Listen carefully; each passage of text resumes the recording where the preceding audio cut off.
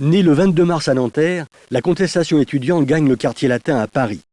Les manifestations prennent de l'ampleur, 1000 blessés le 6 juin. Et le 9 mai, c'est l'occupation de la Sorbonne.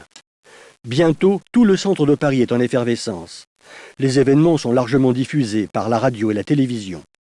Les lycées, les universités sont paralysés par une grève qui s'étend de jour en jour. Le 13 mai, les partis de gauche et les centrales syndicales apportent leur soutien aux étudiants, notamment aux usines Renault. De retour de Roumanie, De Gaulle réagit fermement. Les réformes, oui, la chienlit, non. Les grèves gagnent tout le pays. Administration fermée, plus de métro, plus d'avions. On compte 9 millions de grévistes le 24 mai.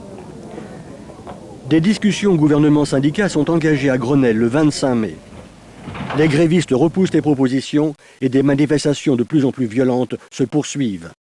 Le quartier latin est hérissé de barricades, démolies chaque matin par les bulldozers de la police. La France n'est pas la seule touchée.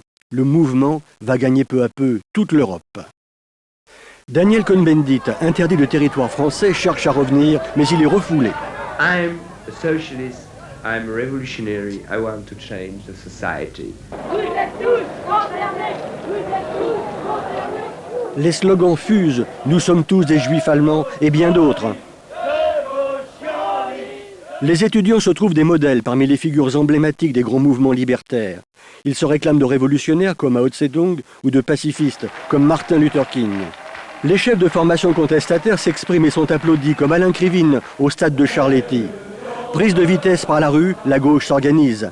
Avec Waldeck Rochet, Pierre Mendès France et François Mitterrand qui se déclarent candidats à la présidence de la République en cas de vacance du pouvoir.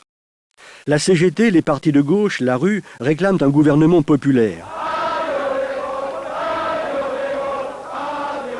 Après avoir rencontré en secret le général Massu à Baden-Baden, De Gaulle est de retour à Paris le 29. Les manifestations continuent, ponctuées de drames, comme la noyade d'un jeune ouvrier de Renault à Flins. À Paris, le scénario est toujours le même. Manifestation en fin d'après-midi, érection de barricades à la tombée de la nuit, furieux échanges entre manifestants particulièrement aguerris et CRS dont l'exaspération est grandissante. Les jets de pavés et de cocktails Molotov répondent aux tirs de grenades offensives et lacrymogènes. Les charges policières sont dévastatrices. Les échanges à coups de matraque et de manches de pioche font des centaines de blessés dans chaque camp. Les secours, comme ceux de la Croix-Rouge et leurs ambulances, ont bien du mal à se frayer un passage dans ce quartier latin qui est devenu un véritable champ de bataille.